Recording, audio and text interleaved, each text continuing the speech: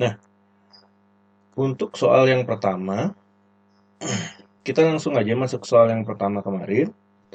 Untuk soal yang pertama ditanyakan adalah sebuah medan magnet pada koordinat bola sebesar H sama dengan P dikali R kuadrat sin theta AR ditambah 1 per R cos theta cos V A theta tambah R kuadrat AV A per M. Nah, yang diminta adalah magnetisasi dan rapat arus magnetisasi Jm pada medan magnet tersebut. Nah, materi ini bisa kita lihat pada materi kita di pertemuan ke-7. Di mana pada pertemuan ke-7 kan diketahui tadi medan listriknya H adalah sama dengan P dikali dengan R kuadrat ya. P kuadrat sin theta sama sini masuk.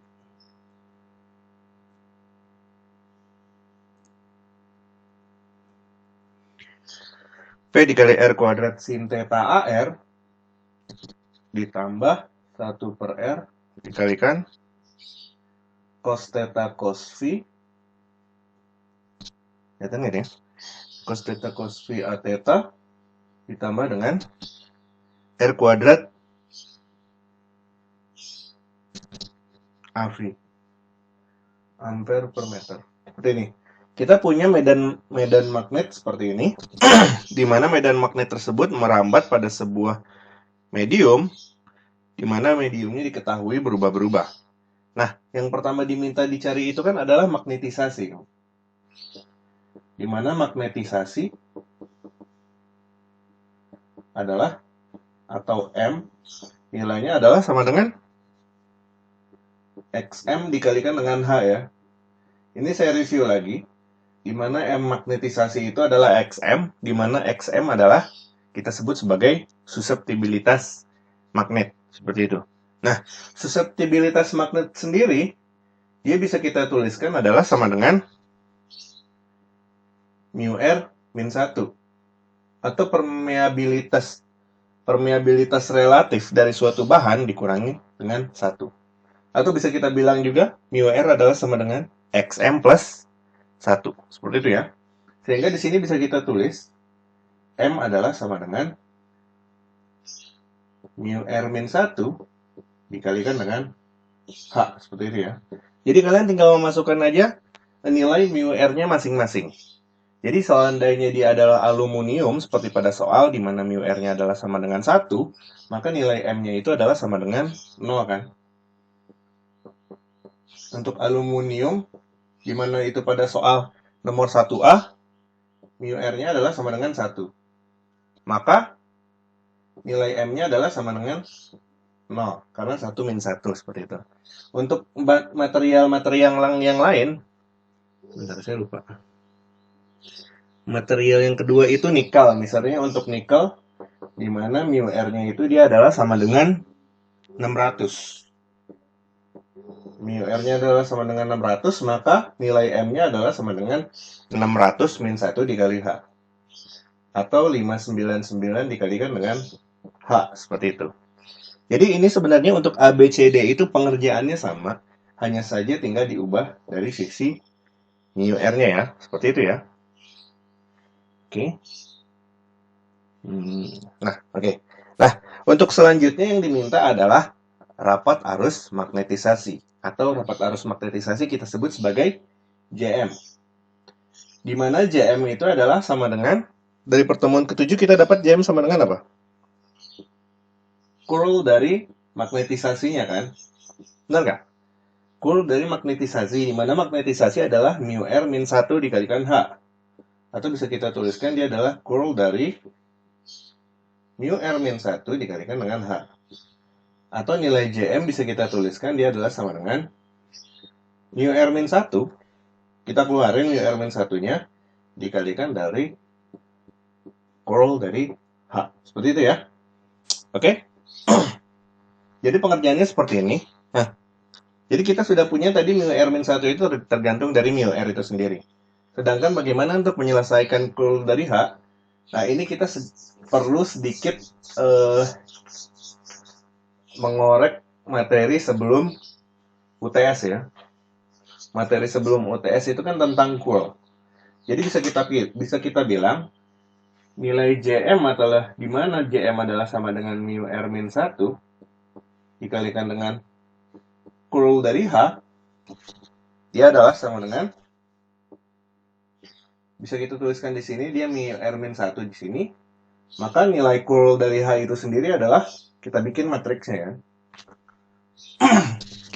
kita buka lagi materi sebelum UTS, di mana matriks dari curl itu kan dia adalah 3 kali 3, di mana di baris pertama paling atas bisa kita tuliskan dia adalah vektor AR kan.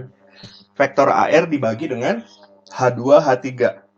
Di mana H2-nya R dan H3-nya adalah R sin theta, maka di sini bisa kita tuliskan R kuadrat sin theta, seperti itu. Kalian bisa sambil lihat catatan kalian pada saat UTS ya. Nah, di sini kita punya A theta, di mana A theta adalah A theta dibagi H1 dikalikan H3. Di mana H1-nya adalah 1, H3-nya adalah R sin theta, maka di sini bisa kita tuliskan R sin theta, seperti itu. Dan yang terakhir adalah AV. AV adalah H1 dikalikan dengan H2. Di mana H1, H2-nya adalah 1 dan R, maka di sini adalah AV dibagi dengan R, seperti itu. Di sini kita tinggal tulis do per do R, do per do theta, dan do per do V, seperti itu ya. Nah, untuk yang di bawahnya, kan kita ambil dari sini nih. Yang pertama kita ambil dari sini. Kita tuliskan dulu di sini adalah PR kuadrat sin theta. Jangan lupa dia dikalikan juga dengan H1-nya. Benar nggak? Dikalikan dengan H1-nya kan? Karena dia dikalikan dengan H1 dan H1 adalah sama dengan 1, maka dia tinggal PR kuadrat sin theta aja. Seperti itu. Dan untuk A theta kita ambil dari sini. Dia adalah 1 per R dikalikan cos theta dikalikan dengan cos V. Jangan lupa, karena yang bawah sini juga dikalikan dengan H2, di mana H2-nya adalah sama dengan R. Maka bisa kita tuliskan di sini dia adalah dikalikan dengan R juga. Di mana 1 per R dikalikan dengan R adalah sama dengan 1 ya. Jadi 1 per R ini bisa kita hilangkan. Jadi tinggal cos theta dan cos V aja. Lalu untuk yang terakhir ini adalah, dia adalah R kuadrat. Jangan lupa R kuadrat dia dikalikan dengan H3, di mana H3 adalah sama dengan R sin theta. Kan ada tabelnya kan, H1, H2, H3. Untuk koordinat bola kan H1-nya itu adalah 1, H2-nya adalah R, H3-nya adalah R sin theta, seperti itu. Jadi di sini kita kalikan dengan R sin theta, sehingga nanti akan berubah menjadi R pangkat 3 dikalikan dengan sin theta, seperti itu ya. Nah, setelah sampai sini penyelesaiannya mudah, tinggal diselesaikan matriksnya aja. Dimana jangan lupa di depannya itu tadi ada mu R min 1 ya. Mu R min 1 dikalikan dengan matriks yang pertama apa? AR per R kuadrat sin theta dikalikan dengan ini dikalikan dengan ini. R pangkat 3 sin theta dibagi dengan do theta. Jadi seperti itu. Jadi ini dikurangi dengan ini ya. Do R pangkat 3 sin theta dibagi dengan d theta dikurangi dengan do dari cos theta cos V dibagi dengan do V. Seperti itu. Ini adalah yang pertama. Untuk determinan yang pertama yang sebelah kiri. Lalu untuk determinan yang kedua bisa kita tuliskan juga dengan minus ya, jangan lupa untuk matriks itu kan dia positif, negatif, positif. Jadi di sini bisa kita tuliskan dia menjadi minus. Di sini adalah minus A theta dibagi dengan R sin theta dikalikan dengan, karena dia ambil di sini, artinya dia adalah ini yang tengah pertama dikalikan dengan bawah ketiga, lalu dikurangi tengah yang ketiga dikalikan dengan bawah yang pertama. Atau bisa kita tuliskan do dari R pangkat 3 sin theta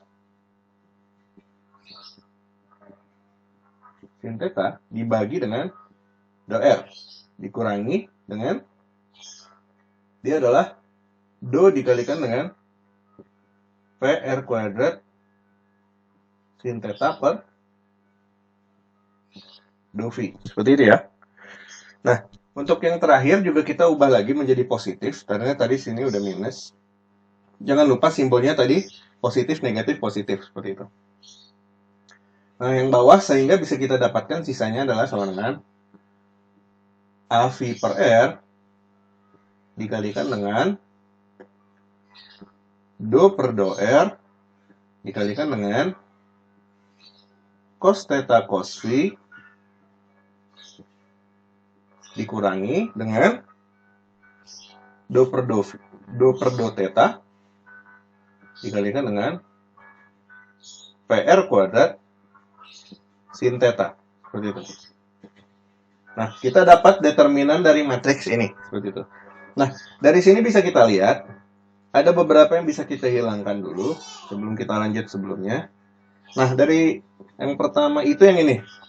Yang pertama ini dia adalah suatu fungsi yang tidak mengandung V, tapi dia diturunkan terhadap V. Artinya ini bisa kita coret menjadi 0 kan. Terus yang ini juga sama, ini tidak ada R, cos theta dan cos V aja, tapi dia diturunkan terhadap R. Sehingga bisa kita coret dia menjadi 0. Seperti itu ya. Oke? Nah, setelah selesai, ini saya hapus bagian atasnya. Bagian atas saya hapus. Setelah selesai, bisa kita tuliskan lagi, jadi JM adalah sama dengan mu R min 1 dikalikan dengan turunan dari sin theta do theta apa? Cos ya, turunan dari sin adalah cos ya.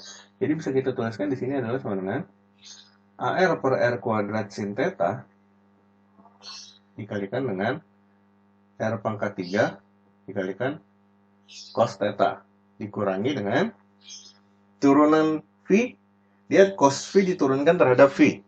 Cos V diturunkan terhadap V itu kalau nggak salah min sin theta ya. Jadi di sini akan berubah simbolnya menjadi positif. Cos theta dikalikan sin benar ya. Cos theta dikalikan dengan sin V seperti itu. Oke. Nah, ini yang pertama sudah selesai, lalu kita selesaikan baris yang kedua. Theta dikalikan R sin theta dikalikan dengan R pangkat 3 diturunkan terhadap R, dia menjadi 3R kuadrat dikalikan dengan sin theta. Seperti itu. Lalu di sini minus 0 tadi ya. Atau saya hapus saja deh, nggak usah minus 0. Nah, seperti itu. Lalu untuk yang terakhir, yang AV-nya bisa kita tuliskan dia adalah AV per R dikalikan dengan tadi ini 0, yang sebelah sini adalah sin theta diturunkan terhadap theta. Sin theta diturunkan terhadap theta, dia menjadi cos theta kan, sehingga bisa kita tuliskan dia menjadi PR kuadrat dikalikan dengan cos theta. Seperti itu, oke? Duduk. Oke, nggak ada yang salah. Oke, seperti ini ya. Nah, sehingga bentuk akhirnya bisa kita tuliskan dia adalah sama dengan mu R min 1 dikalikan dengan ini R bisa kita coret sehingga bisa tinggal R dikalikan dengan cos persen, dia menjadi kotangan ya, cotangan theta. R dikalikan kotangan theta, ini kan bisa kita coret nih, ini sama ini bisa kita coret. Terus cos persen jadi kotangan, ditambah di sini juga cos sin. Ini cos theta dibagi sin theta juga, berarti di sini bisa kita tuliskan dia adalah kotangan theta dikalikan dengan sin theta. Jangan lupa di belakangnya kita tambahkan dengan AR. Ini kurang lagi. Seperti itu. Lalu di sini juga bisa kita coret R kuadrat dibagi R menjadi R sin. Sehingga nanti akan tersisa menjadi tinggal 3R aja. Atau menjadi minus 3R dikalikan dengan A theta. Seperti itu. Lalu di bawahnya juga bisa kita ubah. R kuadrat dibagi R adalah sama dengan R. Sehingga nanti yang tersisa adalah sama dengan PR dikalikan cos theta dikalikan dengan AV. Seperti itu ya. Oke. Jadi penyelesaiannya seperti ini. Jadi ketemu rapat arus magnetisasinya adalah berupa sebuah vektor. Nah, seperti ini. Nah, jangan lupa untuk soal A, B, C, D-nya kan tinggal diubah aja dari mu R-nya kan. Kalau aluminium kan artinya dia adalah mu R min 1. Artinya sama JM-nya juga adalah sama dengan 0. Kalau untuk nikel tadi berarti dia adalah 600 min 1, jadi 599 dikalikan vektor ini. Jangan lupa P-nya disesuaikan sesuai dengan NIM kalian masing-masing. Seperti itu ya. Oke. Nah, untuk pengerjaan nomor 1 kira-kira seperti itu. Termasuk juga nomor 1C dan D, di mana C-nya itu adalah 2 kali 10 pangkat 3 dan D-nya adalah 250. Jadi sebenarnya perhitungannya itu mudah. Jadi kalau kalian sudah dapat ini, tinggal dimasukkan aja mu R-nya. Seperti itu ya. Oke. Ada yang ditanyain untuk soal nomor 1? Saya rasa ini masih mudah, hanya saja panjang. Oke? Nggak ada ya, nggak ada yang ditanyain ya. Kalau nggak ada yang ditanyain, saya hapus ya. Jadi kalian bisa lihat rekamannya, sama nanti saya upload jawaban yang benar. Gitu. Kalau tidak ada yang ditanyakan, kita lanjut lagi ke nomor 2. Untuk soal nomor 2. Untuk soal nomor 2 bisa kita lihat. Kita lanjut ke soal nomor 2. Pada soal nomor 2 ditanyakan adalah sebuah permukaan di batas dua buah medium memiliki rapat muatan permukaan sama dengan 0,2 coulomb per meter kuadrat. Region 1, di mana Z lebih besar sama dengan 0, adalah medium udara, sedangkan region 2, Z kurang dari 0 adalah material dengan epsilon sama dengan 2 epsilon 0, dan mu sama dengan 3,1 kali mu 0. Jika rapat flux listrik pada region 1 dan medan magnet pada region 2 adalah seperti ini, tentukan rapat flux listrik region 2 dan rapat flux magnet di region 1. Oh, kebalik ini. D2 dan B1 ya, seperti itu ya. Oke. Kita coba aja langsung. Untuk mempermudah pengerjaannya sih, biasanya saya gambar dulu. Jadi tadi kan ada dua buah medium ya. Dimana medium pertama tadi dia adalah sebuah udara, kalau nggak salah. Soalnya dia adalah medium 1, dia adalah udara, benar. Medium 1 dia memiliki karakteristik epsilon 1 sama dengan epsilon 0 dan mu 1 adalah sama dengan mu 0. Dan medium 2 dia memiliki karakteristik epsilon 1 sama dengan 2 kali epsilon 0 ya. 2 kali epsilon 0 dan mu 1 ada mu 2, sorry. Ini epsilon 2, ini mu 2. Adalah sama dengan 3,1 dikalikan mu 0, seperti itu. Nah, ada sebuah gelombang yang menembus dari medium tersebut. Artinya kan ini akan menjadi sumbu normal kan yang tegak lurus terhadap bidang. Dan sumbu normal karena disebutkan dia adalah Z lebih dari 0 dan Z sama dengan 0, maka sumbu normal ini adalah memiliki vektor satuan AZ, seperti itu. Nah, sehingga untuk menganalisa flux listrik dan flux magnetnya perlu kita jabarkan kan. Pertama ada komponen dari, tadi kan yang diminta adalah flux listrik, di mana untuk mendapatkan flux listrik dari medium 2, dari medium 2, berarti sini. Flux listrik dari medium 2 perlu kita olah flux listrik dari medium tersebut, dari medium 2 tersebut menjadi dua komponen, yaitu tadi ada komponen tangensial dan komponen normal. Seperti itu ya. Nah, pertama kita selesaikan dengan komponen normal dulu, di mana untuk medan listrik komponen normal kita menggunakan flux listrik kan, di mana dia adalah sama dengan N dot D1 min D2 adalah sama dengan rho S. Ini kan syarat batas yang pertama kan. Syarat batas yang pertama adalah komponen normal dari medan listrik kita menggunakan flux listriknya atau N dot D1 min D2 sama dengan rho S seperti itu. Nah, di mana kita punya D1-nya sehingga bisa kita dapatkan di mana N adalah sama dengan AZ, maka dia adalah dot product dari AZ dengan D1-nya tadi. D1-nya berapa? D1-nya diketahui ya. 3AX ditambah 4 akar P AY ditambah D1-nya diketahui ya, ini ya, vektor ini yang ada di soal. Jadi kita masukin aja, lalu dia dikurangi dengan D2.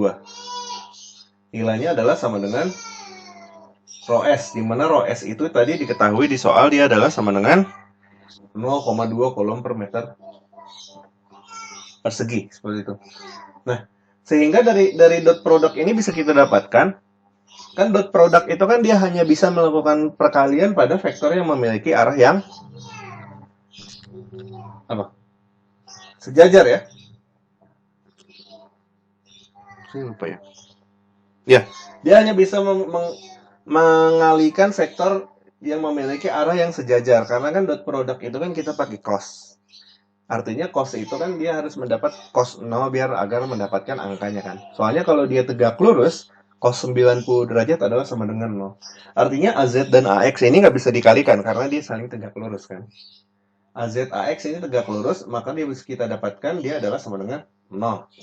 Lalu AZ dan AY juga sama dengan 0.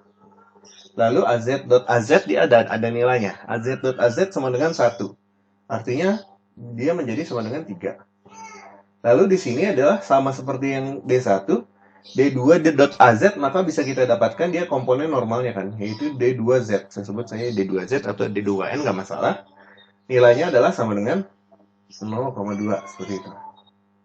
Nah, sehingga bisa kita dapatkan nilai D2Z-nya adalah sama dengan 3 minus 0,2 atau sama dengan 2,8 dan 2,8. Seperti itu ya. Coulomb per meter kuadrat. Nah, seperti itu. Jadi kita baru menyelesaikan untuk komponen AZ-nya, yaitu 2,8 coulomb per meter pangkat 2. Nah, selanjutnya setelah kita dapatkan komponen normal dari flux listrik yang ada di D1 ya, oh iya benar. Yang ditanyakan di sini. Nah, setelah kita dapatkan komponen normal dari D2, kita kan perlu mencari komponen tangensial kan. Di mana pada bidang seperti ini, komponen tangensialnya ada di sumbu X dan sumbu Y. Seperti itu. Nah, dari sini bisa kita dapatkan, untuk komponen tangensial sendiri kan dia adalah cross product ya. Komponen tangensial kan dia adalah, untuk komponen tangensial langsung aja. Komponen tangensial itu kan dia memiliki nilai kontinuitas. Artinya dia adalah E2X nilainya adalah sama dengan E2Y ya. E1X ya.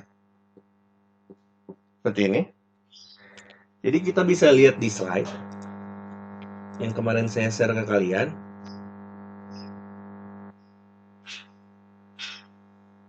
Untuk syarat batas yang kedua, di mana dia adalah medan listrik, maka bisa kita dapatkan fungsi kontinuitas dari medan listrik tersebut.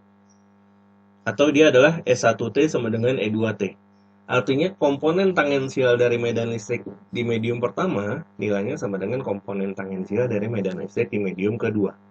Seperti itu. Oke. Nah, sementara kita dapatkan juga untuk komponen tangensial itu kan dia ada dua.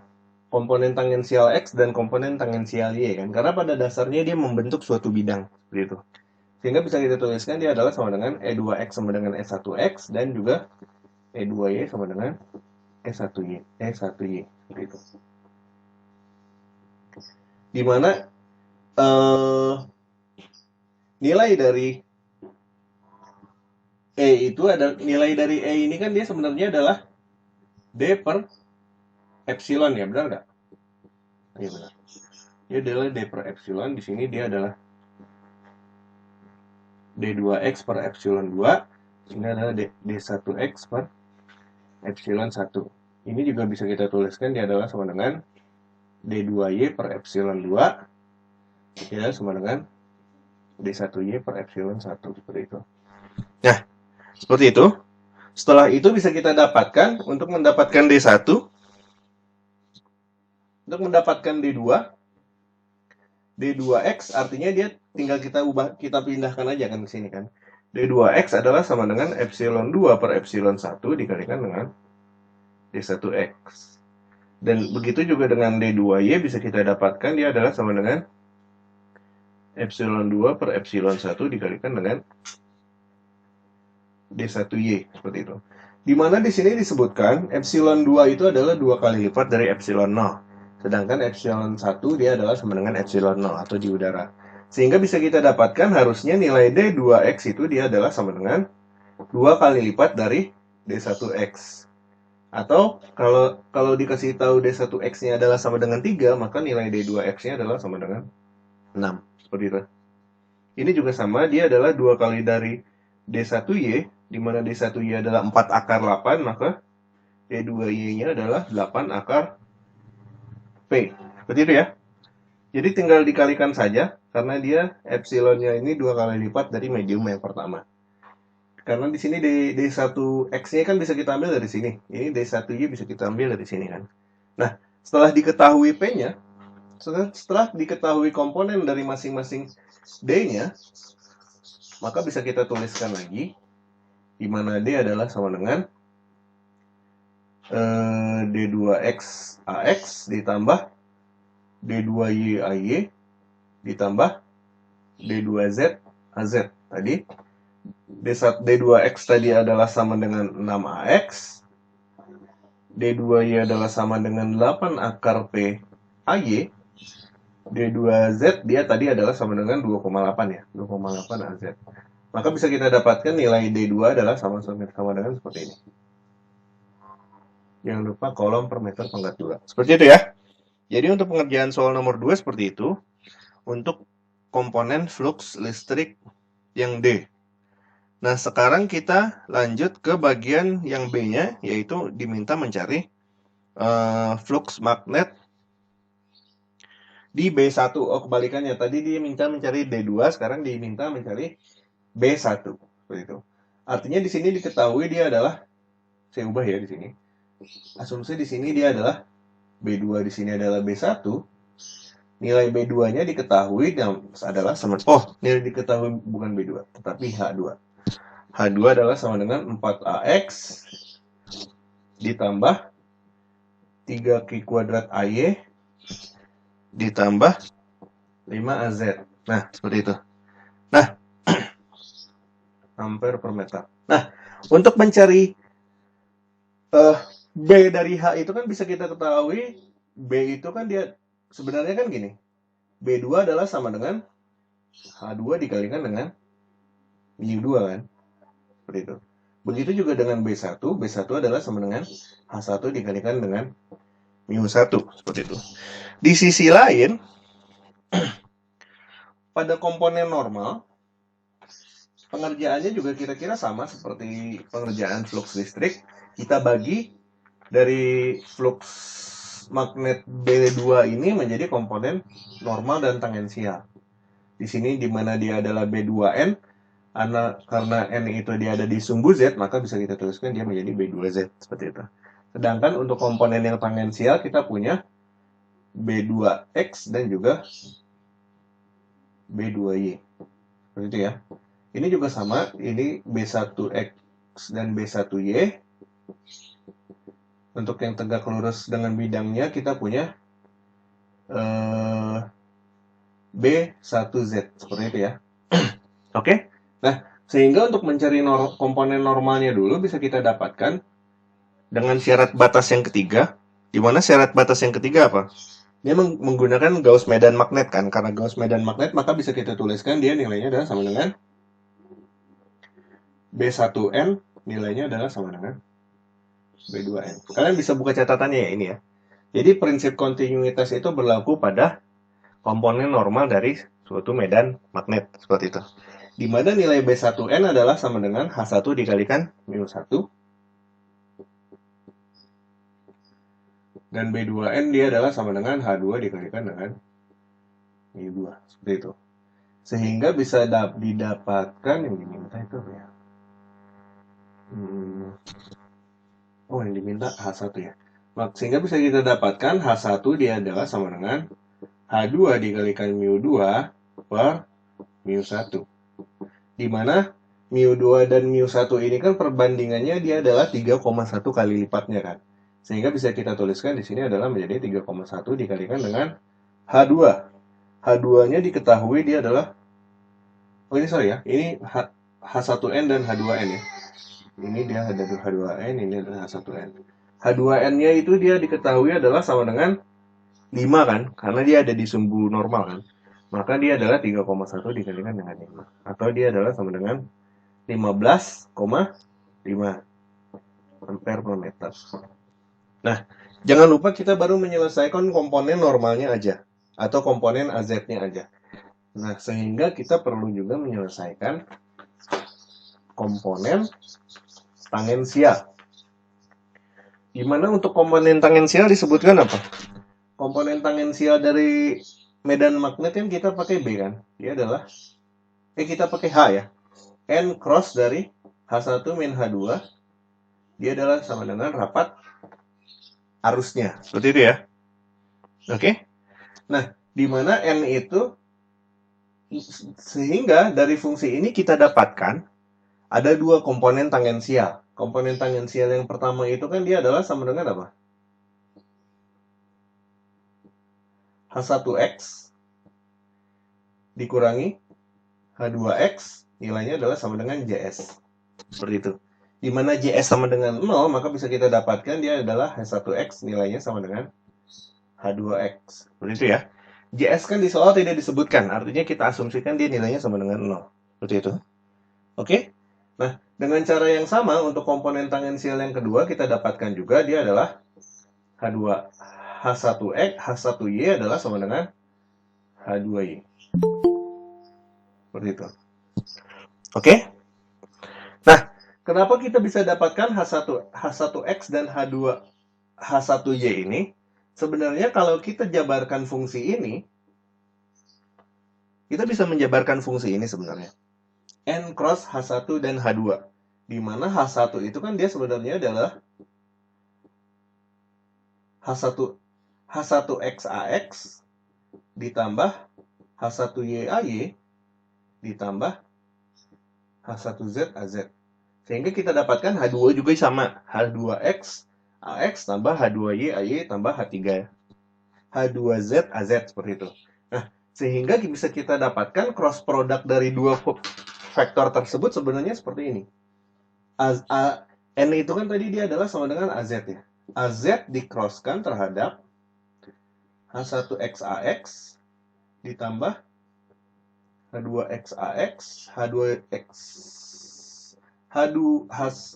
H1YAY, ditambah H1ZAZ dikurangi H2XAX ditambah H2YAY. Ini kurangi ya. Kan di sini kan dia minus. H1 min H2 berarti bisa kita tuliskan dia adalah dikurangnya semua. H2Z AZ seperti itu. Oke.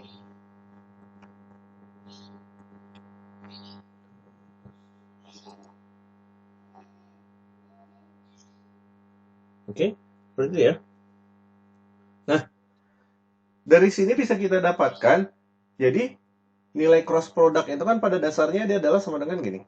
AZ dicrosskan terhadap H1X minus H2X AX kan, seperti itu kan.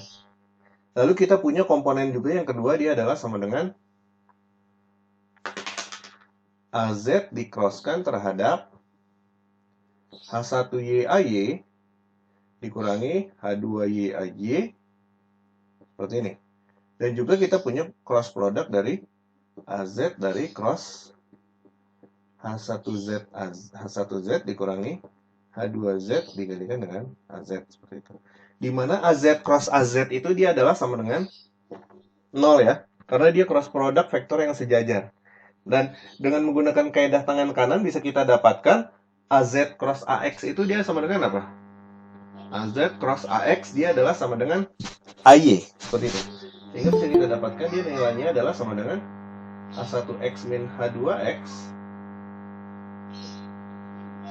AY. Ini ya, AZ cross AX ya, kaidah tangan kanan ya.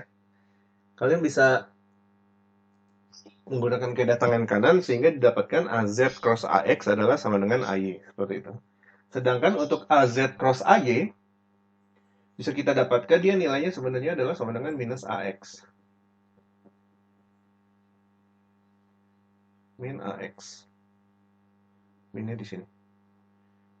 Minnya di depan, seperti itu. Nah, jangan lupa karena JS-nya bernilai 0, jadi bisa kita dapatkan masing-masing elemen itu sebenarnya dia adalah sama dengan H1X min H2X adalah sama dengan 0. Karena JS-nya itu kan dia adalah elemennya sama dengan 0 kan. Dan juga H1Y minus H2Y dia adalah sama dengan 0. Oleh karena itu didapatkanlah fungsi kontinuitas yang tadi saya sebutkan. H1X sama dengan H2X dan H1Y adalah sama dengan H2Y. Seperti itu. Ini didapatkan karena rapat arus itu kan atau JS itu kan sebenarnya dia berupa sebuah vektor kan. Artinya dia baru bisa diselesaikan apabila rapat arusnya dia memiliki nilai tertentu. JS-nya itu tidak sama dengan 0. Tetapi apabila JS-nya sama dengan 0, maka yang prinsip yang terjadi adalah kontinuitas dari medan magnetnya. Seperti itu. Kontinuitas dari medan magnet yang bersifat tangensial. Seperti itu ya, saya tambahkan. Oke. Nah, sehingga karena H1X dan H2X ini nilainya sama, begitu juga dengan H1Y dan H2Y, maka bisa kita dapatkan pada soal diketahui H1X sama dengan 4 dan H2X sama dengan H1Y sama dengan 3Q kuadrat. Sehingga nilai H1X itu adalah sama dengan 4 dan H1Y itu akan menjadi 3Q kuadrat. Seperti itu. Nah, jangan lupa, kan yang diketahui adalah H, sedangkan yang diminta adalah B kan. Sehingga bisa kita dapatkan nilai H-nya itu tadi, H1-nya adalah sama dengan 4AX ditambah dengan 3Q kuadrat AY ditambah dengan tadi 15,5 AZ, seperti itu. Sehingga untuk mendapatkan B1 perlu kita kalikan H1 dengan mu1 atau adalah sama dengan H1 dikalikan dengan mu0. Sehingga B1 nilainya nanti akan menjadi 4 dari mu0 dikalikan AX ditambah 3Q kuadrat dikalikan AX, 3Q kuadrat mu0 dikalikan AY ditambah 15,5 kali mu0 kalikan dengan AZ. Seperti itu ya. Oke. Jadi pengerjaan untuk nomor 2 kira-kira seperti itu. Ada yang ditanyain nggak untuk nomor 2? Saya rasa nomor 2 banyak yang milih nomor 2. Jadi saya rasa untuk nomor 2 masih cukup mudah ya. Nomor 1 sama nomor 2 itu banyak yang ngerjain. Jadi kemungkinan masih mudah. Tapi silakan kalau ada yang mau ditanyain. Kalau nggak ada, kita lanjut lagi ke soal nomor 3. Saya lihat dulu soal nomor 3. Soal nomor 3 yang ditanyakan adalah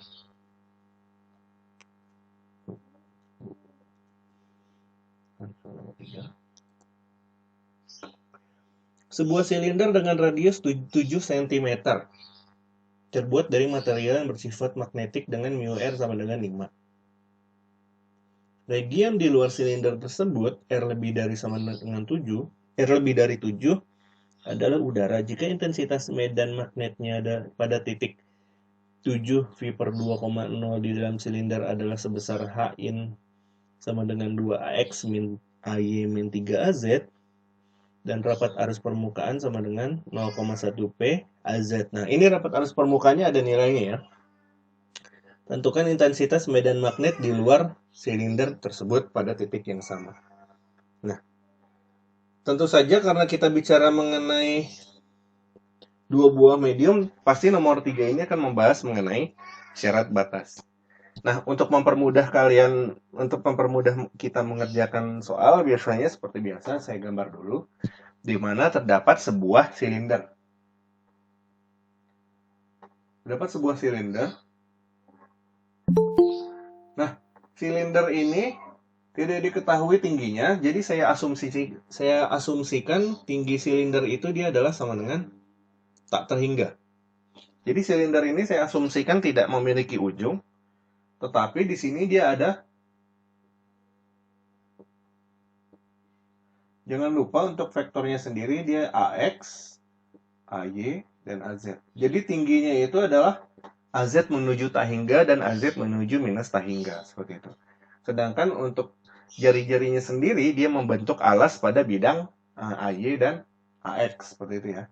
Di mana jari-jarinya itu dia adalah sama dengan 7 cm atau 0,07 meter. Seperti itu ya. 0,07 meter. Nah, asumsikan pada titik H0, asumsi pada titik asumsi medan magnet pada titik 7, V per 2,0.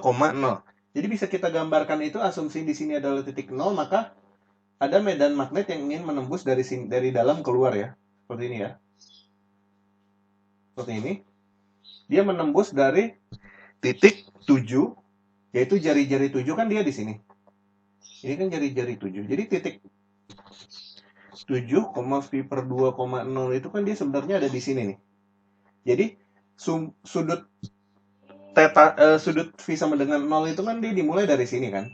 Theta sama dengan 0 dimulai dari sini, sehingga theta sama dengan V per 2, maka diputar dia menjadi ke sini. Oleh karena itu dia menjadi di titik ini. Dan karena dia adalah jari-jarinya 7, maka dia juga di titik ini, dan tingginya sama dengan Z sama dengan 0, maka dia kira-kira ada di sumbu Z sama dengan 0. Itu di bidang X dan Y, seperti itu. Nah, dari bentuk seperti ini bisa kita lihat sebenarnya kalau sumbu normal dari bidang tersebut dia ada di titik, dia ada di sumbu Y kan. Jadi untuk menganalisa syarat batas itu yang pertama kita harus mengetahui sumbu normal dan sumbu tangensial dari medium tersebut. Nah, dari gambar seperti ini kan dia ingin menembus keluar dari si silinder. Artinya sumbu normal itu kan dia adalah yang tegak lurus terhadap bidang. Di mana bidang ini adalah medium 2, ini adalah medium 1, medium satunya adalah udara, medium 2-nya adalah si silinder itu, seperti itu. Nah, jadi ada medan yang ingin keluar dari medium 2 ke medium 1 melalui sumbu AY ini. Artinya bisa kita asumsikan dia sumbu normalnya adalah sama dengan AY kan, seperti itu ya. Oke. Nah, diketahui adalah H di dalam sini. Nah, seperti itu ya. Diketahui adalah H di dalam. Yang diminta adalah H yang ada di luar atau H out. Nah, seperti biasa, kalau kita bicara syarat batas, maka kita perlu membagi menjadi dua komponen dulu. Yang pertama adalah H out sumbu normal atau H out Y. Lalu H out yang tangensial ada dua. Yaitu yang pertama adalah H out X dan H out Y, seperti itu ya. Oke. Nah, untuk komponen normalnya seperti biasa, komponen normal kita menggunakan yang namanya flux listrik. Flux magnet, sorry. Flux magnet dia adalah sama dengan BN1 atau di sini adalah BOT ya. Dia adalah nilainya sama dengan BIN. Atau dia adalah sama dengan BN1 sama dengan BN2 kan. Seperti itu ya. BN1 di mana sumbu normalnya itu kan adalah Y. Sehingga saya sebutkan dia menjadi BOY adalah sama dengan BIN Y. Artinya B2Y sama dengan B1Y. Seperti itu ya. Oke? Nah, di mana diketahui H-nya, artinya HB itu kan adalah sama dengan H dikalikan dengan mu. Di sini adalah H out Y. H out Y dikalikan dengan mu 1 ya. H out ini kan medium 1. Artinya di sini adalah H ini Y. Dia dikalikan dengan mu 2. Seperti itu.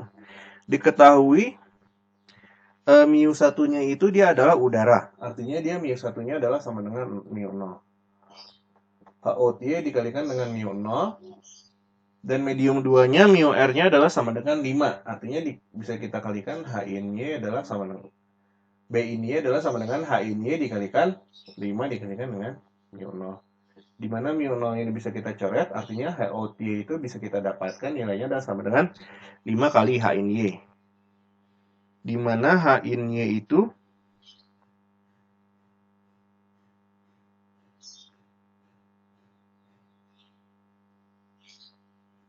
ini yang salah ya?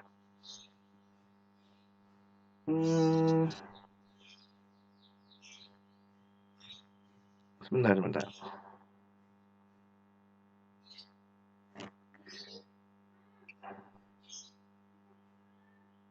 Oh benar ya. Dimana H-in-Y itu dia adalah sama dengan di soal dikasih tahu ya.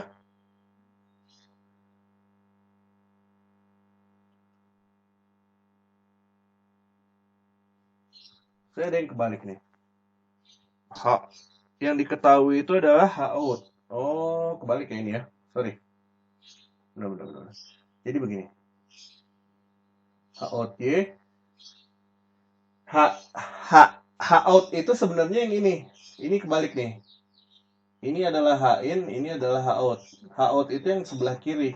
Jadi sebenarnya H out itu dia dikalikan dengan mu 2 dan H in itu dia dikalikan dengan mu 1 seperti itu.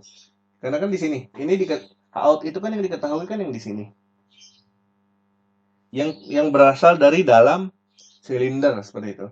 Di mana H out itu dikalikan dengan mu 2. Benar kan? Yang berada di dalam silinder dikalikan dengan permeabilitas yang ada di dalam silinder. Sedangkan yang ada di luar silinder dikalikan dengan permeabilitas yang ada di luar silinder seperti itu. Tadi saya kebalik, saya kira H out-nya itu yang ini, H in-nya yang ini seperti itu.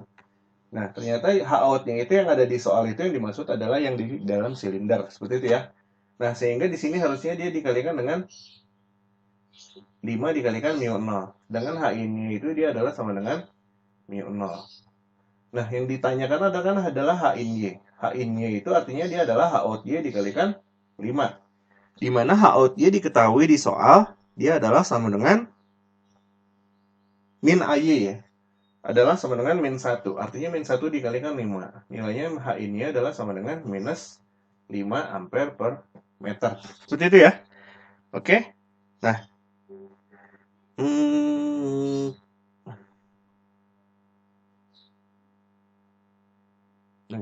Benar ya.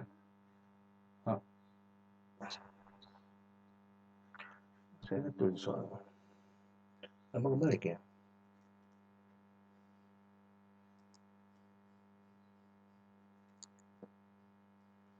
Yang diketahui adalah H in. Benar kan? H in di dalam silinder.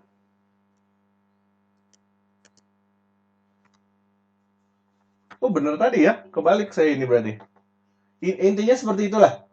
Pusing sih. Jadi saya tulis di sini B2Y aja deh. B2Y dan B1Y. Ini ya, B2Y dan B1Y. Di sini B2Y. Nah, ini lebih mudah. B1Y. Ini B2Y, ini B1Y. Yang diketahui kan adalah B2Y.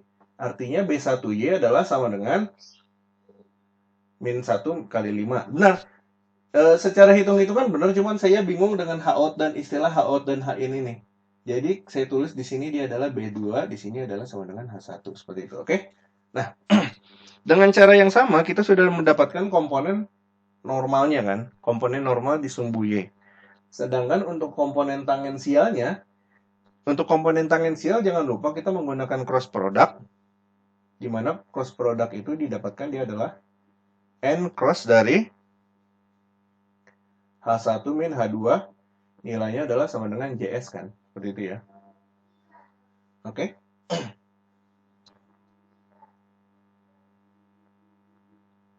Oke? Nah, di mana N itu adalah sumbu AY, maka bisa kita tuliskan AY di-crosskan terhadap H1 itu kan dia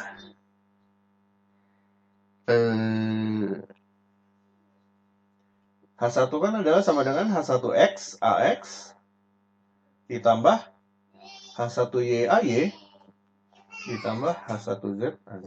Kadang untuk pengerjaan syarat batas itu kadang saya suka bingung, suka kebalik-balik antara yang mana yang dicari, H1 atau H2 seperti itu.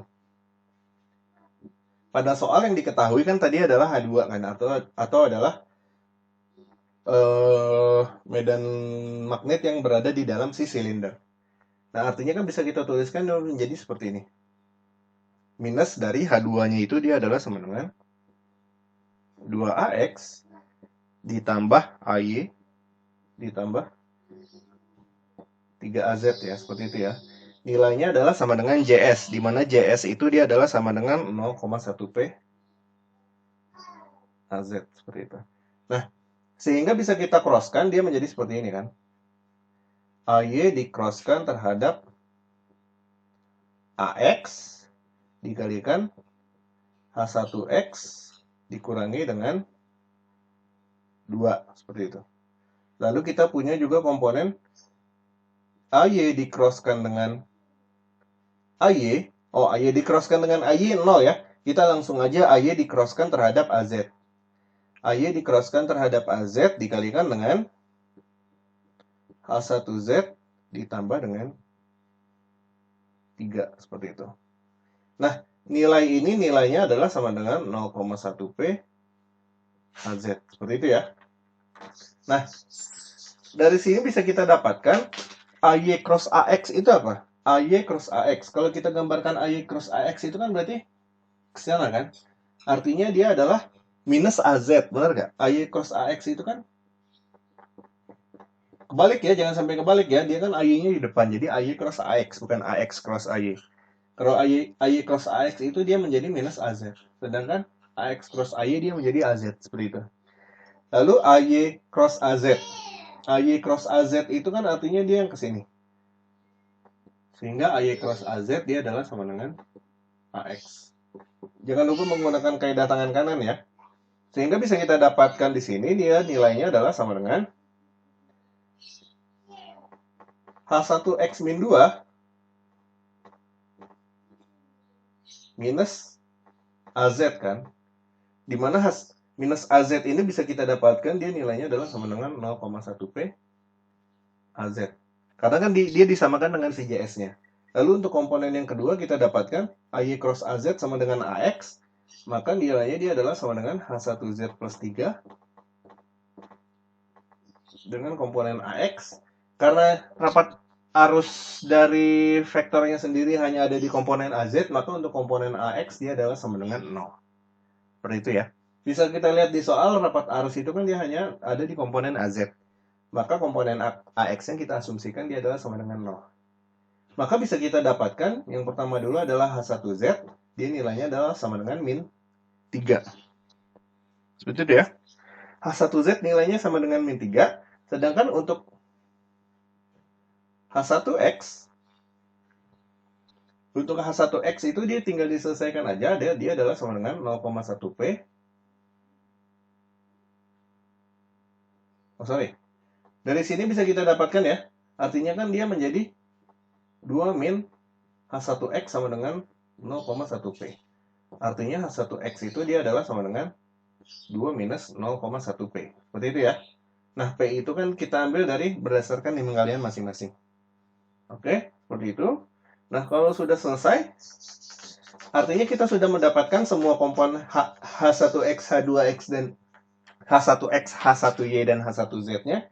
Maka nilai H1 itu dia adalah sama dengan H1-nya tadi H1X itu dia adalah sama dengan 2 minus 0,1P dikalikan AX. Lalu untuk komponen H1Y itu tadi adalah sama dengan 5, komponen yang normal, minus 5AY.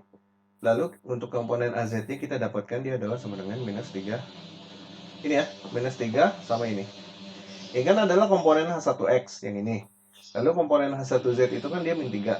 Sedangkan komponen H1Y itu tadi kita dapatkan dia adalah min 1 dikalikan 5, atau sama dengan min 5. Kita dapatkan seperti ini. Oke? Seperti itu ya. Jadi kalau untuk penyelesaiannya mungkin tadi saya agak berlibat karena ada beberapa yang ketukar. Tapi kira-kira jawabannya seperti ini. Seperti itu.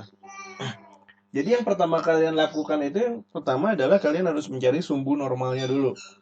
Jangan sampai kebalik. Jadi misalkan dia mediumnya kan keluar dari dalam keluar sini.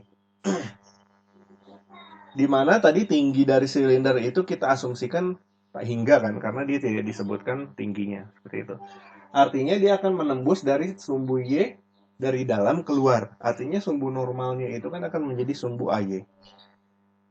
Vektor satuan AY seperti itu. Sedangkan sehingga untuk bidang tangensialnya bisa kita dapatkan komponen tangensialnya itu kan sebenarnya dia adalah komponen AX dan AZ-nya seperti itu. Jadi yang poin penting dari soal ini kan sebenarnya bukan berarti sumbu normal itu ada di bidang AZ terus. Seperti soal-soal yang seperti yang saya bahas minggu lalu atau yang tadi nomor 2 itu kan kita menggunakan AZ sebagai sumbu normal. Tapi pada soal case seperti ini ternyata untuk sumbu normalnya itu berada pada sumbu AY. Seperti itu ya. Oke. Ada yang ditanyain untuk soal nomor 3? Kalau nggak ada kita lanjut ke soal nomor 4 ya.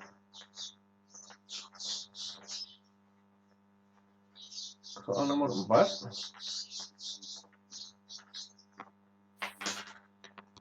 Untuk soal nomor 4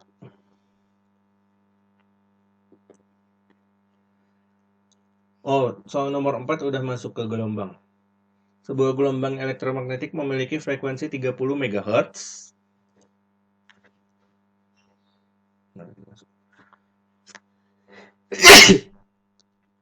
30 MHz merambat sepanjang sumbu Z positif pada bahan konduktif dengan karakteristik nomor 4. Oke.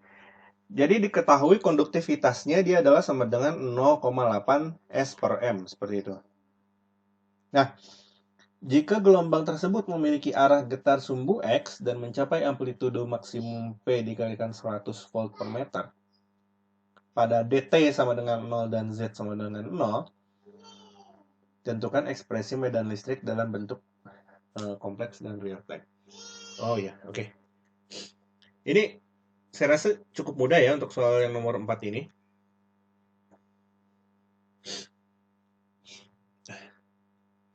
Untuk soal nomor 4 ini, untuk soal nomor 4 yang diminta adalah ekspresi medan listrik dalam bentuk fasor dan real time-nya. Nah, untuk ekspresi medan listrik dalam bentuk fasor seperti kita ketahui dia adalah sama dengan apa? N0 dikalikan, karena ini dia memiliki konduktivitas, maka bisa kita tuliskan dia merambat ke sumbu Z positif ya. Oke. Kalau sumbu Z positif, artinya untuk bentuk fasornya bisa kita tuliskan dia adalah sama dengan E pangkat min alfa Z dikalikan E pangkat min J dikalikan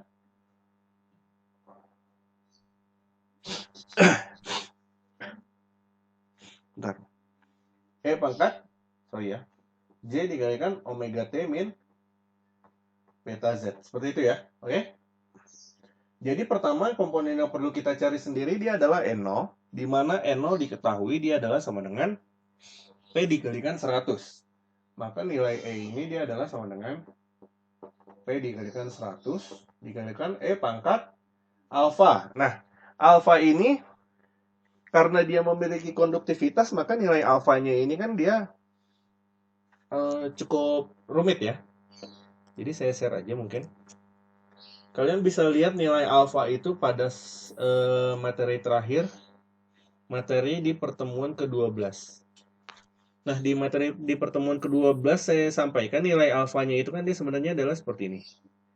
Omega dikalikan epsilon mu per akar 2 dikalikan 1 plus sigma per omega epsilon min 1 pangkat setengah.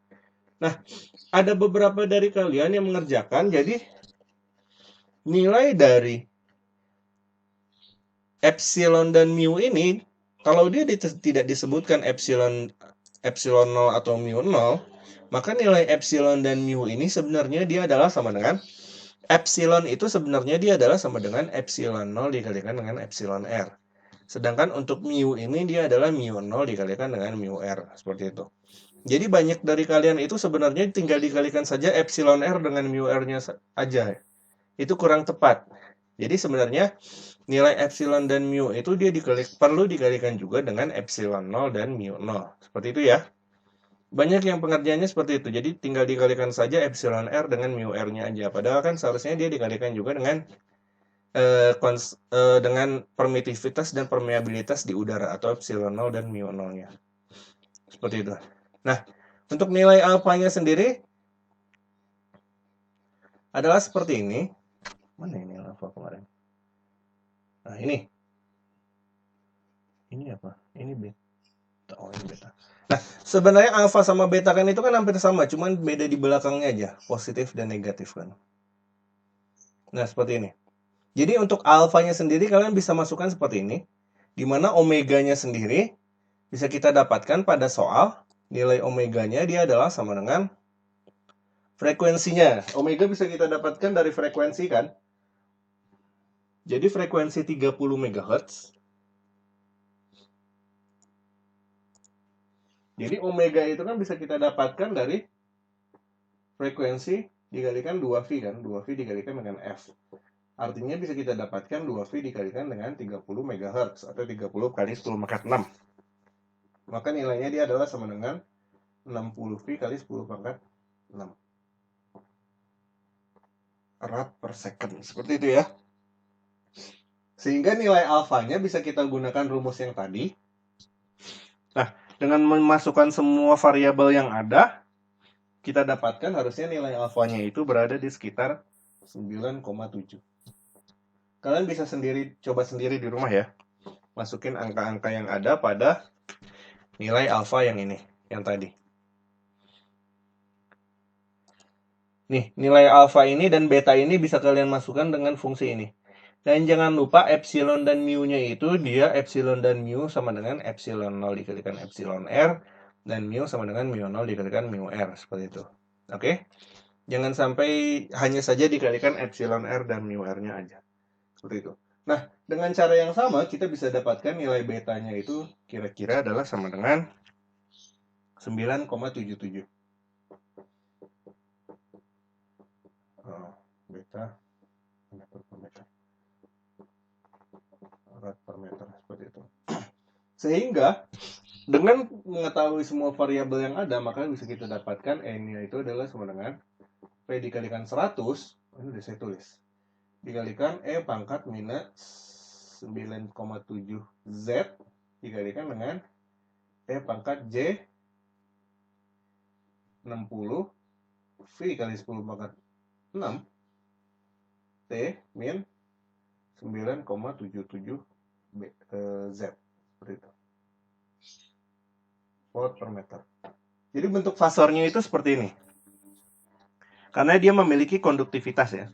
Nah, dengan bentuk fasor seperti ini bisa kita dapatkan bentuk real time-nya dia adalah sama dengan P dikalikan 100 dikalikan E pangkat minus 9,7 Z.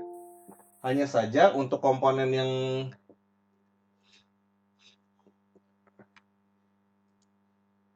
sebelahnya, hanya saja untuk komponen yang ininya bisa kita ganti menjadi cos atau menjadi cos 60 V kali 10 pangkat 6 T min 9,77 Z. Seperti itu ya. Oke, ini adalah bentuk real time-nya. Seperti itu. Oke. Lalu soal yang ke B-nya apa? Soal yang B-nya adalah tentukan persamaan intensitas medan magnet dari gelombang tersebut. Nah, yang soal yang B diminta dari intensitas medan magnet atau H. Di mana H itu untuk suatu material yang memiliki konduktivitas tertentu, gelombang yang merambat di dalamnya artinya dia memiliki impedansi intrinsik yang bersifat kompleks. Seperti itu ya. Artinya nanti akan ada komponen di mana H adalah sama dengan E dibagi dengan impedansi intrinsik, di mana impedansi intrinsik itu sendiri dia memiliki komponen magnitude impedansi intrinsik juga dengan fasa dari impedansi intrinsiknya. Seperti itu. Nah, Nilai magnitud dan fase impedansi intrinsik itu sendiri telah saya sampaikan juga, saya rasa di pertemuan ke-12. Kalian bisa lihat impedansi intrinsik ini pada di sini. Nilai impedansi intrinsik ini dia adalah sama dengan mu per epsilon dibagi dengan 1 plus sigma per omega epsilon kuadrat pangkat 1/4 seperti itu. Kalian bisa lihat yang ini ya. Dan untuk fasanya sendiri bisa kalian lihat menggunakan ini. Setengah dikalikan tan pangkat min 1 dikalikan sigma per omega epsilon. Seperti itu. Oke? Sehingga bisa kita dapatkan semua variabel kan saya rasa udah ada ya. Epsilon, mu, sigma, omega itu semua udah ada. Artinya kita bisa masukkan semua variabel yang ada. Maka nanti nilai konstanta impedansi intrinsik magnitudnya dia adalah sama dengan kira-kira dia adalah sama dengan 17,21. Kalian bisa masukin sendiri angkanya ya. 17,21 ohm. Sedangkan untuk fasanya sendiri dia kira-kira ada di 44,76 derajat. Kalian tinggal masukin aja semua variabel yang ada ya. Nah, kalian tinggal masukin aja semua variabel termasuk konduktivitas dan epsilonnya pada magnitud dan fasa ini seperti itu. Sehingga bisa didapatkan nilai dari magnitudnya itu nanti adalah sekitar 17,21 ohm, sedangkan fasanya itu ada di 44,76. Nah, lalu fungsi magnitud dan fasa itu sendiri untuk apa? Seperti yang saya sampaikan pada pertemuan ke-12, maka nilai medan magnetnya itu kan dia adalah sama dengan E dibagi dengan impedansi intrinsik kan. Artinya dia pertama dibagi dengan magnitudnya dulu. Artinya dia akan menjadi P dikalikan 100 dibagi dengan 17,21 seperti itu. Dibagi dengan 17,21 dibagi dengan ini. Lalu kita kalikan juga dengan redamannya 9,7 Z, lalu dikalikan juga dengan cosnya 60 V dikalikan 10 pangkat 6 T min 9,77 Z. Nah, jangan lupa untuk fasanya di sini dia dikurangi di sini. Kurangi 4,76 derajat. Seperti itu ya. Jadi dia fasa, jadi si medan listrik dan medan magnet ini akan mengalami perbedaan fasa sebesar 44,76 derajat. Seperti itu. Oke? Nah, sehingga penggambarannya sendiri nanti akan menjadi seperti ini. Jadi untuk medan listriknya,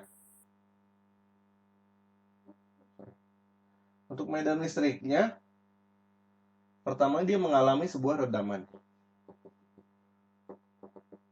Dengan faktor redaman itu alfa adalah sama dengan minus 9,7. Seperti itu. Nah, selain dari faktor redaman, ini kan adalah komponen medan listriknya. Di mana medan listriknya ini amplitudenya di sini adalah sama dengan 100 P kan. Nah, untuk medan magnetnya sendiri dia memiliki perbedaan fasa sebesar, mungkin gambarnya kurang ini ya, kurang begitu. Tapi kira-kira gambarnya seperti ini. Agak melenceng. Nah, jadi ada perbedaan fasa di sini dia sebesar 44,76 derajat. Gitu.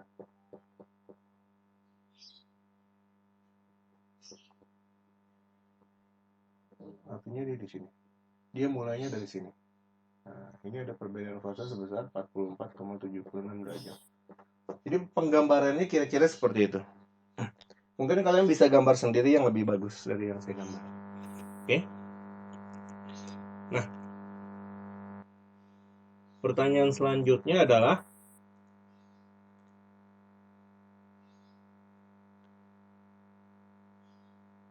nah, apabila konduktivitas bernilai sama dengan 0, ilustrasikan gelombang medan listrik dan medan magnet yang baru. Perhatikan perbedaannya dengan gambar di butir C. Nah, ini yang justru yang ini menurut saya lebih mudah dibandingkan soal yang sebelumnya. Artinya kan kalau dia konduktivitasnya adalah sama dengan 0, maka yang pertama kita ketahui apa? Kalau sigmanya sama dengan 0, maka dengan menggunakan rumus alfa dan beta yang tadi kita dapatkan nilai alfanya itu adalah sama dengan 0. Itu ya. Nih, karena kan alfa itu kan dia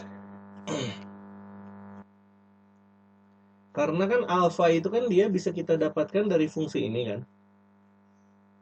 Kalau sigmanya ini sama dengan 0, maka di sini akan menjadi akar 1 min 1 atau sama dengan akar 0. Akar 1 dikurangi 1 atau sama dengan 0 kan. Nah, fungsi ini dikalikan 0, maka nilainya alfa akan menjadi sama dengan 0. Seperti itu.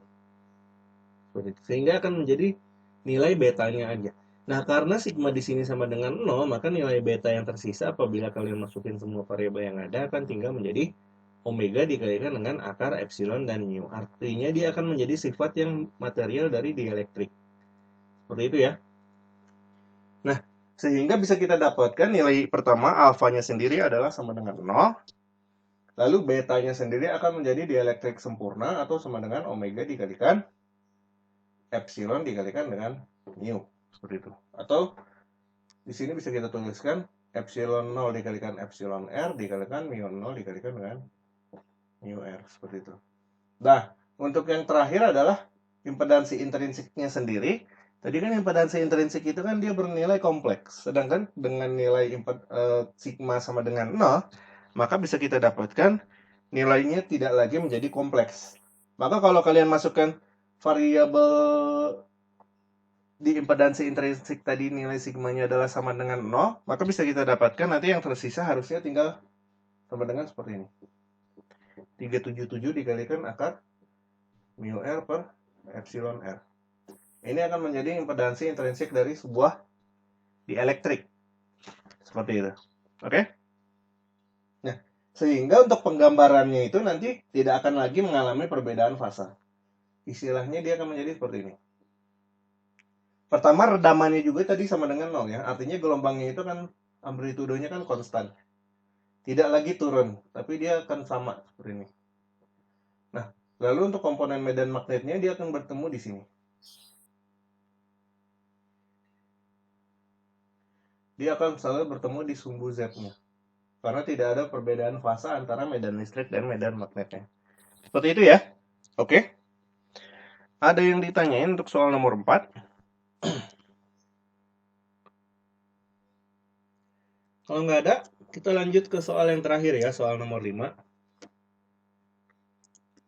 Untuk soal nomor 5, sebuah gelombang datar uniform melambat pada sebuah medium material dengan karakteristik medium epsilon R sama dengan 6,3, mu R sama dengan 1,98. Yang diminta adalah konstanta propagasi, panjang gelombang, kecepatan fasa gelombang, impedansi intrinsik. Oke. Persamaan medan listrik arah getar sumbu X, medan magnet arah getar sumbu Y. Oke, rapat daya. Oke, siap. Nah, saya rasa ini juga cukup mudah untuk soal nomor 5. Kita udah sering membahas soal macam seperti ini berkali-kali mungkin ya. Dimana untuk soal nomor 5 sendiri, nilai epsilon R sama dengan 6,3 dan mu R adalah sama dengan 0,98. Nah, yang diminta adalah, pada soal ini kan sigma nggak disebutin, artinya kita asumsikan sigmanya adalah sama dengan 0. Konstanta propagasi, pertama konstanta propagasi. Konstanta propagasi karena sigma adalah sama dengan 0, maka alfanya otomatis sama dengan 0 kan? Seperti tadi yang kita bahas pada soal sebelumnya ya. Karena sigma adalah sama dengan 0, maka alfa akan menjadi sama dengan 0. Nah, untuk betanya sendiri, maka beta yang tersisa adalah beta dari konstanta propagasi di medium dielektrik. Atau omega dikalikan dengan epsilon 0 epsilon R dikalikan mu 0 dikalikan dengan mu R. Seperti itu. Nah, untuk omeganya sendiri bisa kita dapatkan. Saya lupa. Seperti itu ya. Untuk omeganya sendiri di soal bisa kita dapatkan dia adalah sama dengan 1. Omeganya sendiri dia adalah sama dengan 2V dikalikan F atau 2V dikalikan 1 GHz sama dengan 10 pangkat 9. Seperti itu ya. Artinya nanti akan bisa kita dapatkan nilai beta ini kira-kira adalah ada di angka 74,01 rad per meter. Ada yang ngejawab 7,73,9 sekian. Nah, itu sama aja menurut saya. Itu cuma masalah pembulatan aja. Jadi kira-kira jawabannya untuk beta seperti ini. Saya rasa untuk yang nomor 5 ini karena banyak yang ngerjain, jadi mungkin kalian juga udah paham ya. Jadi seperti itu. Nah, jangan lupa ada beberapa yang mengerjakan betanya itu tidak dikali epsilon 0 dengan epsilon r. Jadi tinggal dikalikan omega dikalikan akar 6,3 dikalikan 1,98 seperti itu. Banyak juga yang ngerjain seperti ini. Jadi sebenarnya ini kurang tepat. Jadi sebenarnya itu yang benar dia adalah sama dengan omega dikalikan dengan akar epsilon 0-nya berapa tuh? Epsilon 0 itu kan dia 1/36 V dikalikan 10 pangkat min 9 ya. Dikalikan epsilon r-nya itu tadi 6,3. Nah, mu 0 itu kan dia adalah 4V kalikan 10 pangkat min 7. Seperti itu. Dikalikan dengan mu r-nya itu dia adalah 1,98. Nah, seperti itu. Harusnya untuk pengerjaannya itu yang lebih tepat adalah seperti ini. Epsilon 0 dengan epsilon dengan mu 0-nya dia dimasukin angkanya. Oke? Ada beberapa yang saya koreksi ya. Jadi sempat dibetulin. Nah, sehingga didapatkan tadi betanya itu tadi dia adalah sama dengan sekitar 74,01 atau 73,9 sekian. Seperti itu. Nah, dengan diketahui betanya adalah 74, maka bisa kita dapatkan panjang gelombangnya adalah sama dengan 2V per lambda. Bagaimana? Salah. Panjang gelombang adalah sama dengan 2V dibagi dengan beta. Atau 2V dibagi dengan 74,01. Nah, didapat nanti dia adalah sekitar 0,085 meter. Seperti itu ya. Atau 8,5 cm. Seperti itu. Nah, untuk kecepatan gelombangnya juga sama, tinggal kita bagi aja. Bisa kecepatan gelombang bisa dibagi atau dikalikan saja, C dikalikan dengan lambdanya. F dikalikan dengan lambda ya. Kecepatan gelombang itu kan bisa dicari dengan berbagai cara kan. Tapi yang biasa saya gunakan adalah F dikalikan dengan lambda, di mana F-nya itu tadi adalah 1 GHz, 10 pangkat 9 dikalikan dengan 0,085. Maka didapat kecepatannya adalah sekitar 85 dikalikan 10 pangkat 6 meter per second. Seperti itu ya. Nah, untuk soal yang B, impedansi intrinsik juga sama. Impedansi intrinsik karena dia sigmanya sama dengan 0, maka yang tersisa adalah impedansi intrinsik untuk bahan dielektrik. Dimana untuk dielektrik dia adalah sama dengan 377 dikalikan mu R per epsilon R. Atau kalau yang masukkan mu R dan epsilon R-nya, dia akan didapatkan dia adalah sama dengan 211,35 ohm. Nah, yang perlu kalian pahami, yang perlu kalian perhatikan di sini adalah di sini baru pakai mu R dan epsilon R, bukan mu 0 dikalikan mu R per epsilon 0 dikalikan epsilon R. Karena kan komponen mu 0 dan epsilon 0-nya itu kan udah masuk ke sini kan. Seperti itu kan. 377 itu kan sebenarnya kita dapatkan dari akar dari mu 0 per epsilon 0. Seperti itu. Seperti itu. Makanya dia tinggal 377 dikalikan sisanya mu R per epsilon R. Sedangkan kalau untuk di sini, sebenarnya dia adalah sama dengan akar dari epsilon 0 epsilon R dikalikan mu 0 dikalikan mu R. Seperti itu ya. Oke. Nah, sehingga impedansi intrinsiknya bisa didapat 211,35. Nah, sehingga dengan semua karakter yang sudah diketahui tadi bisa kita dapatkan untuk soal yang C persamaan gelombangnya. Saya bagi untuk yang sumbu Z positif, untuk yang genap. Untuk yang NIM genap kan kemarin Z positif ya. Sehingga bisa kita dapatkan nilai E-nya adalah sama dengan 100 Ki dikalikan dengan kosinus. Tadi omeganya itu 2V kali 10 pangkat 9D minus betanya adalah sama dengan 74,01 Z. Seperti itu. Nah, ini kan adalah untuk sumbu Z positif. Sedangkan untuk sumbu Z negatif atau NIM ganjil tinggal dibalik aja kan. Dikalikan cos 2V kali 10 pangkat 9T ditambah 74,01Z. Cuma beda di sini aja ya. Positif dan negatif. Seperti itu aja. Kalau untuk Z negatif dia jadi positif, untuk Z positif dia menjadi negatif. Seperti itu. Ini saya hapus. Nah, sehingga nilai H-nya sendiri bisa kita dapatkan dia adalah E dibagi dengan N. Atau impedansi intrinsik. Maka dia akan menjadi 100 dibagi dengan 211,35 dikalikan ini sama seperti ini. Dikalikan dengan ini.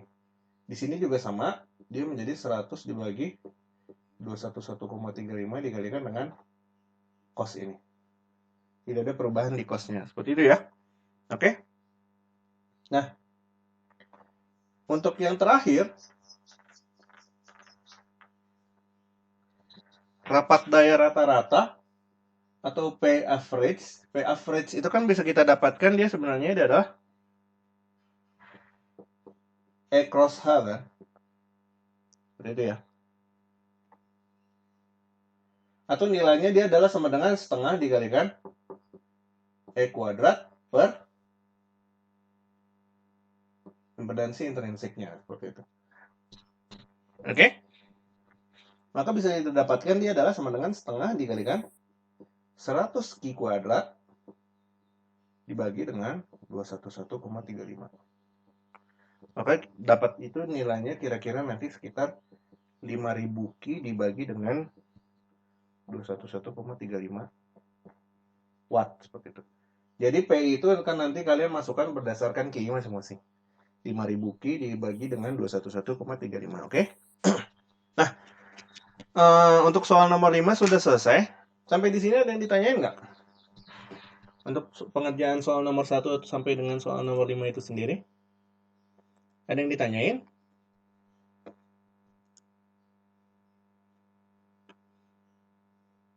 Tidak ada, Pak. Tidak ada ya? Oke, kalau nggak ada yang ditanyain, mungkin untuk pembahasan soal kita sampai di sini aja.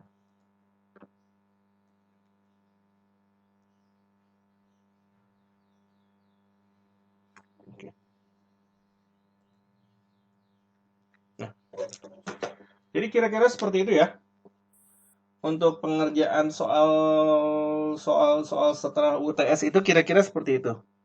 Jadi untuk materi UAS itu sebenarnya saya juga kurang tahu. Mungkin kalau bisa juga nanti menggunakan untuk materi UAS bisa juga masih menggunakan konsep cool. Seperti yang tadi dikerjakan pada soal nomor 1. Untuk mencari JM itu kan kita perlu cool dari magnetisasi kan. Seperti itu. Nah, itu bisa kalian artinya untuk materi UAS sendiri bisa sampai ke arah situ seperti itu. Nah, itu kalian persiapkan aja materi yang bisa kalian gunakan untuk UAS minggu depan seperti itu. Untuk jadwal UAS sudah saya sampaikan ya di Google Classroom. Kira-kira dilaksanakan hari Selasa depan jam 10.15. Sama seperti jadwal UTS seperti itu. Oke, ada yang ditanyain lagi nggak untuk materi kita hari ini? Nggak ada ya? Tidak ada, Pak. Nggak ada ya? Oke. Kalau nggak ada yang ditanyain, mungkin cukup sekian dari saya. Seperti itu. Nah, saya mohon maaf ya, ini kan adalah pertemuan kita terakhir nih. Saya mohon maaf kalau apabila ada yang kekurangan dari materi yang saya sampaikan. Semoga materi yang saya sampaikan ini bermanfaat bagi kalian untuk seterusnya. Seperti itu. Jangan lupa untuk konsep LMAC ini kan dia sebenarnya dasar dari semua konsep dari nanti untuk peminatan kalian apabila kalian mengambil transmisi seperti itu. Contohnya antena, nanti konsep LMAC ini akan digunakan juga di antena. Terutama radar. Kalau kalian mengambil mata kuliah pilihan radar itu konsep dari alfa radaman ini, alfa dan beta ini akan sangat digunakan di radar. Seperti itu. Oke. Jadi mungkin ini akan menjadi landasan kalian nanti untuk memasuki kuliah-kuliah di semester berikutnya. Seperti itu ya. Saya mohon maaf ya apabila ada yang kesalahan atau ada yang kekurangan ya. Jadi setelah ini nanti kalian bisa nanti untuk mekanisme UAS kalian pantengin aja di Google Classroom, akan saya sampaikan di Google Classroom. Nanti setelah UASnya, setelah kalian kerjakan, kalian bisa lihat update nilainya yang ada di Google Classroom juga. Pernah saya share kan ya linknya ya, seperti itu ya. Seperti itu. Nah, kalau ada yang ingin kalian tanyakan, jangan ragu-ragu untuk tanyakan aja ke saya. Bisa lewat WhatsApp atau yang lewat media lainnya, seperti itu. Oke? Kalau nggak ada yang ditanyain, mungkin cukup sekian dari saya ya.